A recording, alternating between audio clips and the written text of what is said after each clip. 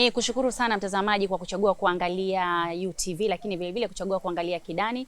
Mimi ni Sauda Hussein, nikiendelea kukuletea mahojiano mbalimbali na wanawake kutoka katika tasnia tofauti tofauti. Lengo ikiwa ni kukupa motisha wewe kama mwanamke, lakini vile vile kukutia moyo kwamba inawezekana.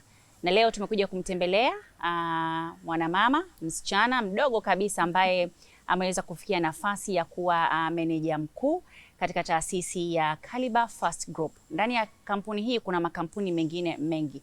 Namna gani anaweza kuendesha na alifikaje katika nafasi hiyo, changamoto anazozipitia kama mtoto wa kike na mengine mengi. Tutakwenda kuyasikia kutoka kwake. Nikusihi tafadhali usiondoke.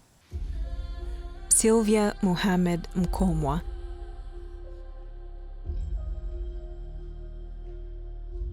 ana zaidi ya miaka 8 ya uzoefu katika kuleta mabadiliko katika maeneo yanayogusa uwezeshwaji wa vijana, usawa wa kijinsia na amani endelevu barani Afrika.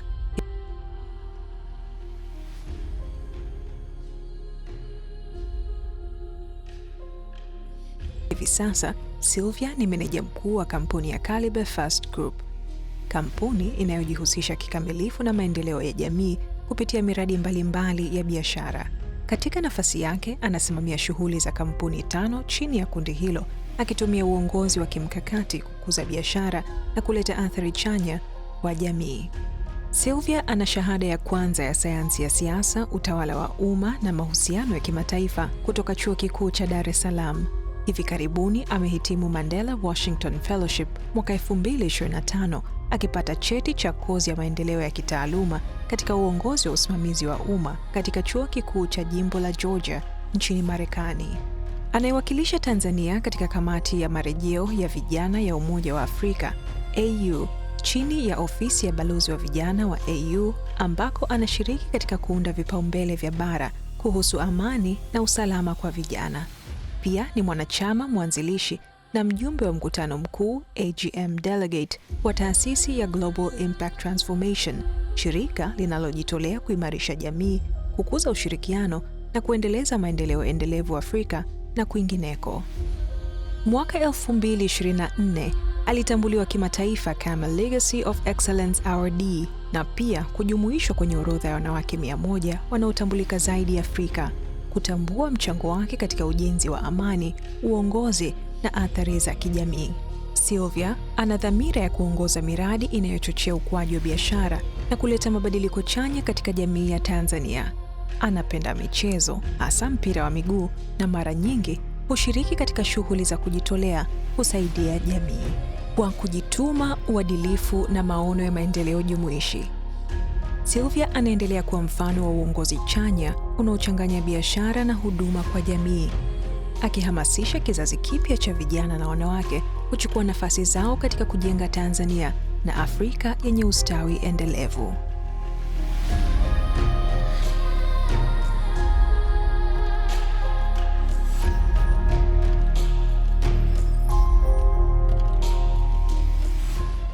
Naam, huyo ni Sylvia Mkomwa ambaye tumesikia kwa kifupi kuhusiana na wasifu wake, na ndio tuko naye hapa siku ya leo. Sylvia, mambo za kwako? Kule Somalia tunaitwa Sylvia. Yaani hiyo Sylvia ni huku mjini. Na hiyo kwenye kuchechemuza masuala ya vijana na wanawake ndio sababu kubwa ambayo tumeona pia tuje tuzungumzie, kwa sababu Kidani kinafanya hasa kipindi na wanawake. Na safari yako ilikuwaje kufika hapo kuwa wewe meneja na kuingia katika hizo nafasi mbalimbali kama mjumbe wa bodi na kadhalika? Sawa, labda niseme mimi kama msichana, lakini pia katika safari yangu ya kukua nimekuwa ni msichana ambaye niko very active katika masuala mbalimbali, tena sana katika masuala ya kijamii. Kwa kweli jamii yangu iko katika moyo wangu, na ndio kitu ambacho siku zote kimekuwa kikinisukuma kufanya yale ambayo nayafanya. Na hata wakati nimeingia chuo, namshukuru Mwenyezi Mungu, ndoto yangu kubwa ilikuwa ni kufanya kazi au kazi yangu ya kwanza niweze kuifanya katika taasisi ya kijamii, ili niweze kufanya kile kitu ambacho nakipenda na kiwe sehemu ya maisha yangu. Kwa sababu wakati mwingine unaweza kuwa unapenda kitu lakini mtiririko wa maisha yako hayapo katika mstari huo. Kwa hiyo mimi ilikuwa ni ndoto yangu, na Mwenyezi Mungu ni mkubwa kweli. Kazi yangu ya kwanza niliajiriwa katika shirika ambalo ni taasisi ambayo inafanya masuala ya kijamii. Kwa toka hapo nimekuwa nikijifunza uchechemuzi, nikijifunza mada mbalimbali zinazohusiana na kile ninachokiamini, lakini kupata nafasi ya kupata ile uzoefu wa kuingia katika jamii na kufanya mambo mbalimbali kupitia ile taasisi. Kwa nilikuwa pale hadi kufikia nyakati ambazo niliweza kuonekana.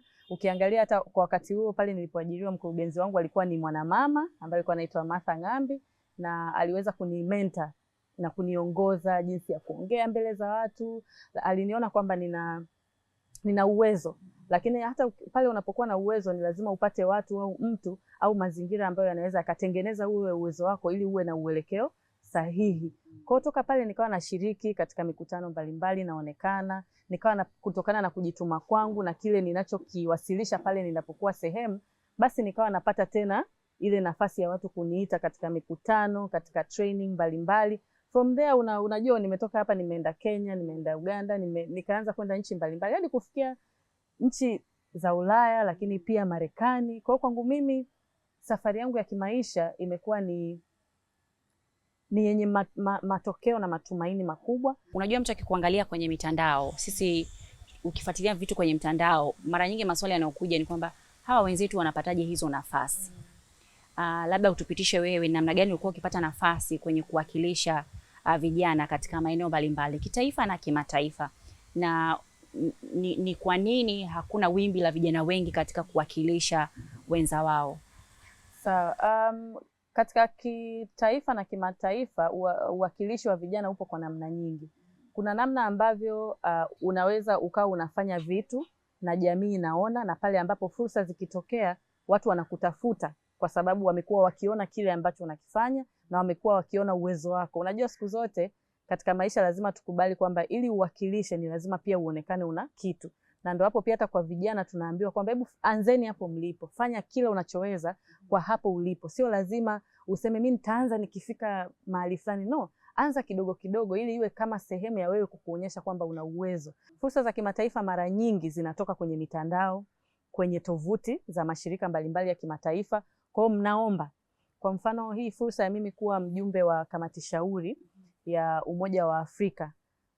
Kila mwaka wanatoa nafasi za vijana karibia 50, nusu wanatoka Afrika, nusu wanatoka nje ya Afrika. Kwa sasa walivyotoa ile nafasi, mimi nikaomba kupitia mitandao, wanakuwa pale wanasema ni vigezo gani wanavitaka, na niliona kwamba nina vigezo. Kwa hiyo nikaomba, na uzuri wakati naomba nilikuwa tayari nishaanza kufanya masuala haya ya kijamii toka huko nyuma. Kwa sababu pale wanachokiangalia wewe, dhamira yako kwa jamii yako, kuinyanyua jamii yako ni ipi? Sio wewe uko wapi, unafanya nini, wewe ni nani. Ndio maana sio kila nafasi wanapata tu wale wanaojulikana, hapana. Kuna nafasi wanapata watu hata hujui kwamba wamepata.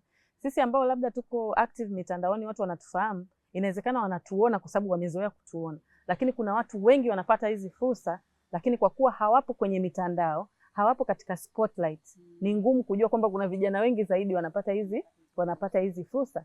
Japo changamoto kubwa inakuja, inawezekana wapo watu wengi ambao wanafanya vitu lakini hawajuani na watu ambao wanajua hizo taarifa. Kwa pia hicho ni kingine. Unapokutana na watu, unakutana na watu wenye taarifa juu ya zile fursa au masuala ambayo wewe unatamani kuyafikia. Kwa hiyo wakati mwingine kukosa ile access na watu na zile fursa zenyewe kunaweza kukufanya ukawa unafanya mambo makubwa lakini usione hizo fursa ziko wapi. Sisi wengine kuna muda unatafuta, unaambiwa kuna fursa hii lakini hujui umeipataje. Wewe unahisi tu watu wananiona, lakini kuna mtu mmoja alisema kuna huyu binti anafanya hichi kitu kwenye nafasi hii, basi atafanya nini? Atafaa. Ndio maana kwenye ulimwengu wa sasa hivi wa teknolojia tunaambiwa kwamba tutumie mitandao vizuri kuonyesha vile vitu ambavyo tunavyo, kama ni kipaji, kama ni uwezo, kama ni biashara, chochote kile ulichonacho kionyeshe, kwa sababu CV haitembei sasa hivi kwenye makaratasi. Inatembea kupitia hizo platform.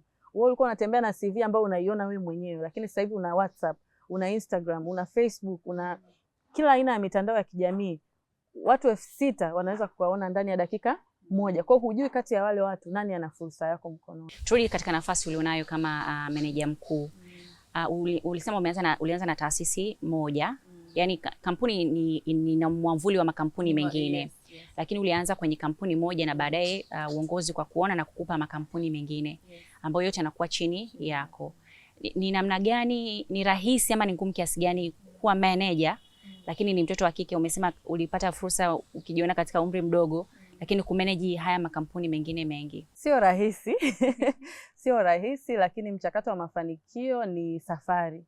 Kwa hiyo katika safari kuna kujifunza, kuna kupanda, kuna kuanguka, na ndio kitu kinakufanya kila siku uwe bora zaidi ya ulivyokuwa jana. Kwa hiyo ukiangalia hata mimi nilipotoka, sikuwa katika sehemu ambayo nipo sasa hivi. Kwa hiyo changamoto kubwa imekuwa safari ya kujifunza. Nina mengi ya kujifunza, na safari ya kujifunza haitaki haraka pia. Unaona? Kwa hiyo unafanya, unakosea, lakini unanyanyuka, na ukiwa na watu wanaokuzunguka ambao wanapenda pia mafanikio yako, basi wanahakikisha hata katika zile changamoto unazopitia wanaangalia kwa namna gani mnashirikiana ile kuweza kuzitatua. Ndio maana ukiangalia hata mimi kupitia taasisi yangu, taasisi imekuwa ikinikuza kimaarifa, ikinikuza katika kupata ule uzoefu wa kuwa kiongozi. Uko una watu wengi, una project nyingi, sio kitu rahisi na sio kitu ambacho labda hapo nyuma ulikizoea. Kwa hiyo nimekuwa nikipata pia mafunzo mbalimbali kuhusiana hata na makampuni ambayo nafanyia kazi. Kule uelewa wangu kila siku unazidi kuongezeka, lakini kupitia utendaji na muongozo labda wa kiongozi wangu na viongozi wangu ambao wako katika taasisi hii na wafanyakazi wenzangu, tumekuwa tukishirikiana kuhakikisha kwamba hata mimi kama meneja kazi yangu inakuwa rahisi. Uzuri wa Caliber Fast Group, mkurugenzi wetu ni mtu ambaye anathamini sana vijana na anapenda sana vijana. Kwa hiyo hata taasisi yetu asilimia kubwa ni vijana. Kwa hiyo vijana tuko hapa wote kwa pamoja, tunahakikisha kwamba tunashirikiana kwenda mbele, gurudumu liende, lakini sisi pia kama vijana tuweze kukua kupitia hapa tulipo, wakati pia tunaendelea kutimiza ndoto za taasisi.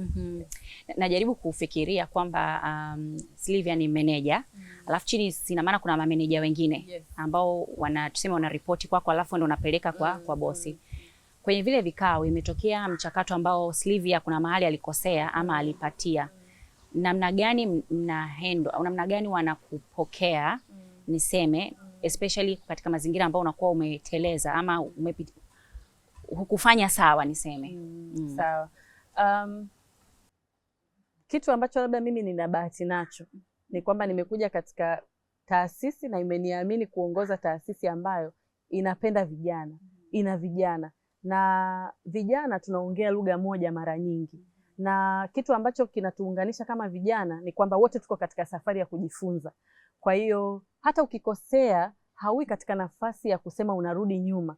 Uko katika nafasi ambapo hata wale ambao uko nao wanaelewa kwamba wapi ulipo, kwa sababu wote mpo katika safari moja kwa nyakati hizo. Inawezekana kila mtu kwa nafasi yake anapitia yale ya kwake, lakini angalau mimi najua sauti moja ambayo inaweza kuunganisha vijana ni yale mazungumzo, changamoto na mafanikio ambayo tunayatamani kama vijana, kama kundi la pamoja. Kwa hiyo labda ndo bahati ambayo mimi nimeweza kuipata. Okay. Na mtazamaji wa Kidani, tunapata mapumziko mafupi. Tukirejea hapa tutaendelea na Sylvia Mkomwa.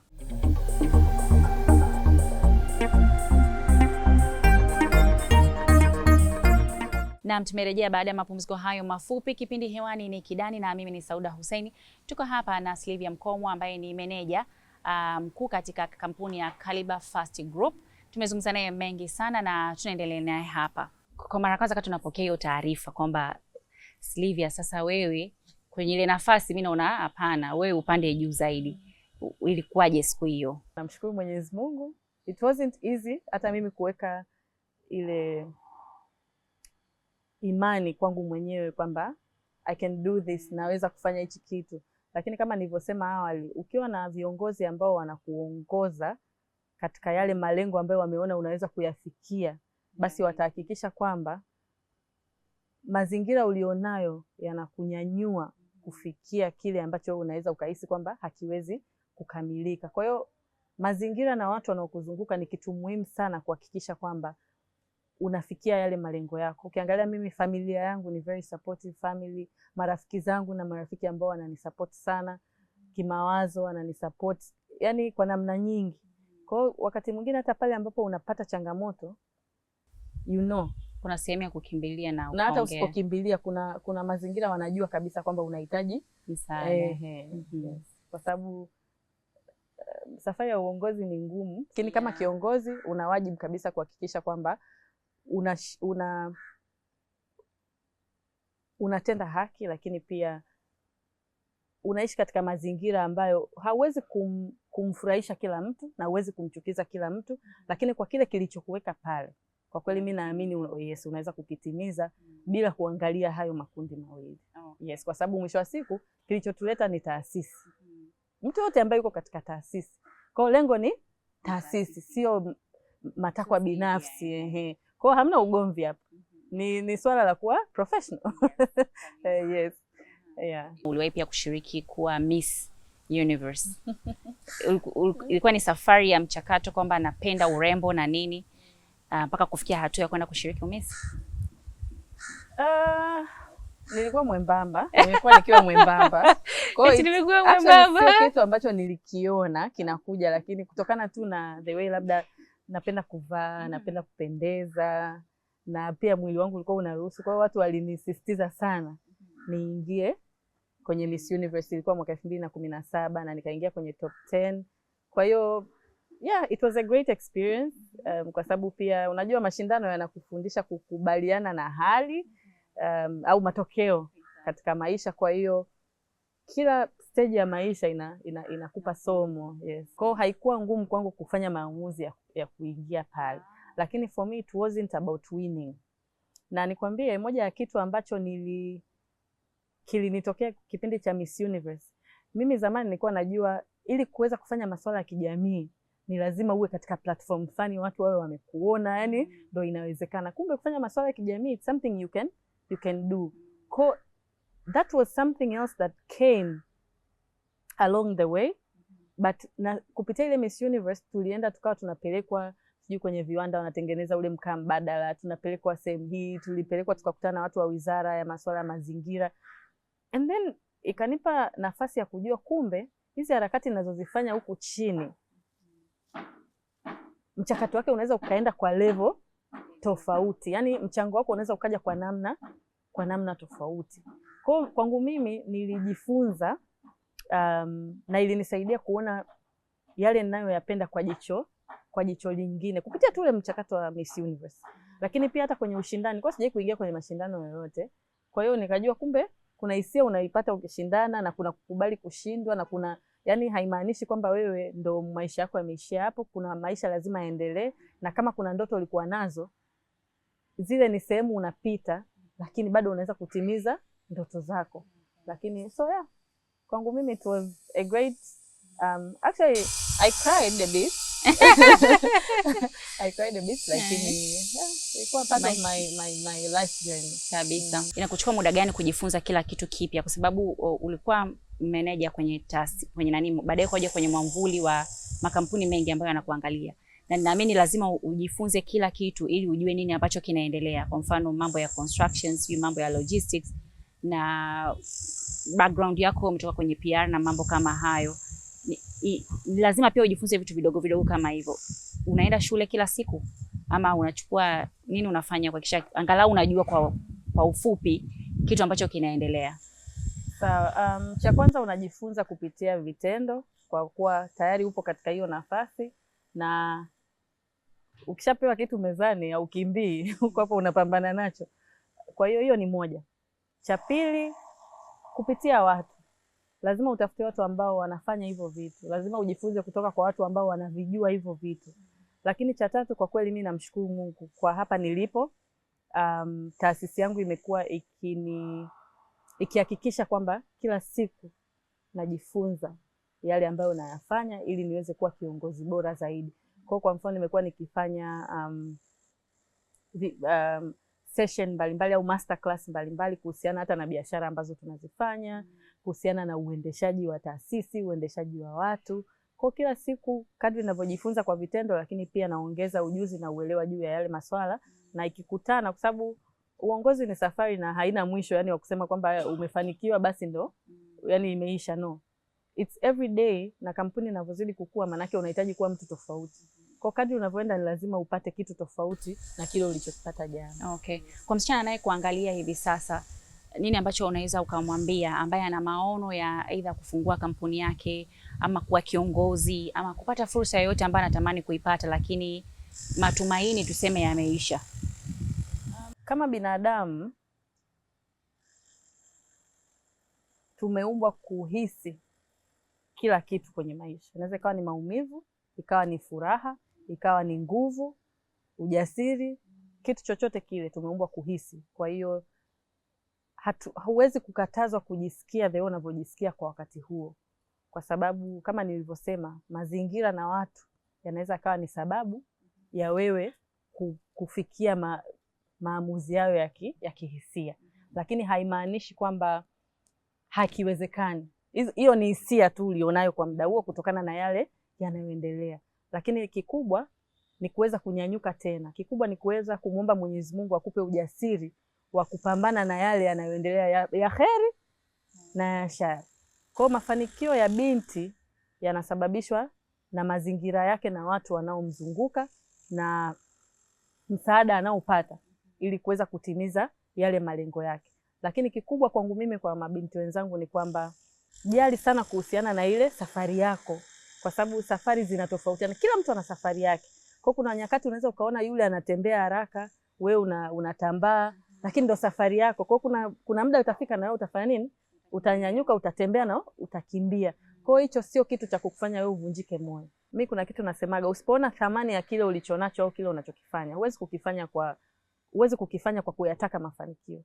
Ukipata nafasi ya kushika nafasi kubwa katika nchi, nini ungependa kurekebisha kama kijana? Kama kijana ningerekebisha sera mbalimbali, yani kuangalia kuna changamoto gani katika sera zetu na kuziweka sawa ili ziweze kukubali yale matakwa ambayo kwa sasa labda kama tukiangalia labda kwenye ishu ya vijana yanahitaji kwa nyakati hizi, ili kuweza kama muhimili kuweza kusaidia vijana kufika mahala fulani. Lakini kitu kingine basi kuwa na dhamira ya dhati kuhakikisha kwamba ile miongozo ambayo ipo kwa ajili ya manufaa fulani basi iweze kutekelezwa ili iweze kuleta kweli tija. Okay, Sylvia, unajiona nani sasa baada ya miaka kama 5? Unajua saa hizi ndo unaanza kukua. Uko kama unaimsema umeingia mwaka wa 2 kama kiongozi kwenye taasisi ambayo unaisimamia. Unajiona wapi baada ya miaka 5, 10? Najiona kimataifa kwa kweli. Yes. Kwa namna ambavyo, kwa yale ambayo nayafanya, lakini pia kupitia kazi ambayo naifanya. Kwa kuwa career yangu naona inaelekea sana katika masuala ya uongozi, na mimi nimeembrace hicho kitu, na ndio maana hata hapo mwanzo nikwambia kwamba niko katika safari ya mentorship, niko katika safari ya learning, kuhakikisha kwamba nafikia zile ndoto zangu. Sababu kama juzi nilipata nafasi ya kwenda kwenye fursa mojawapo nchini Marekani, inaitwa YALI, Mandela Fellowship, ambapo iko chini ya serikali ya Marekani, na kupitia yale masomo niliweza kujitambua zaidi. Niliweza kujua mimi ni nani, niliweza kujua weaknesses and strengths zangu ziko wapi. Nimerudi Sylvia mpya na kuhakikisha kwamba yale ambayo niliyagundua kuhusu mimi basi nayaweka katika mstari ulionyooka, kwa sababu wakati mwingine unakuwa unafanya mambo mengi lakini hujui where you are, yani ni ngumu sana saa nyingine kujua wapi unaenda. Na kwa watu ambao wako active sana, maisha yanaweza kawa nakuleta huku, yanakusukuma huku, yanakuleta huku, lakini when you are at a place where you understand where you want to go and who you want to be, inakusaidia hata zile effort zako za kila siku kuzielekezea katika mwongozo huo. Baada ya miaka kama fulani Sylvia tena atakuwa ni Sylvia mwingine kabisa. Definitely. Okay. Sisi tunakutakia kila la heri. Nashukuru sana. Naam, ni Sylvia Mkomwa ambaye tumezungumza naye hapa mengi kuhusiana na safari ya maisha yake kama kiongozi ambaye yuko katika taasisi ambayo ina taasisi nyingine ndani yake, na safari ya yeye kufika hapo kama mtoto wa kike, lakini pia fursa ambazo anazitoa kwa wanawake wengine ama watu wengine wa kike ambao wangependa kufikia malengo yao. Nikushukuru sana kwa kutufuatilia mwanzo mpaka mwisho wa kipindi hiki. Kuna namba ambayo inapita hapo chini kwenye screen yako 0688475656. Unaweza kutuma ujumbe mfupi wa maandishi. Kama kuna connection yoyote ambayo Sylvia anayo, basi nitakuunganisha naye moja kwa moja. Mpaka wakati mwingine, nikushukuru sana kwa muda wako. Kwaheri.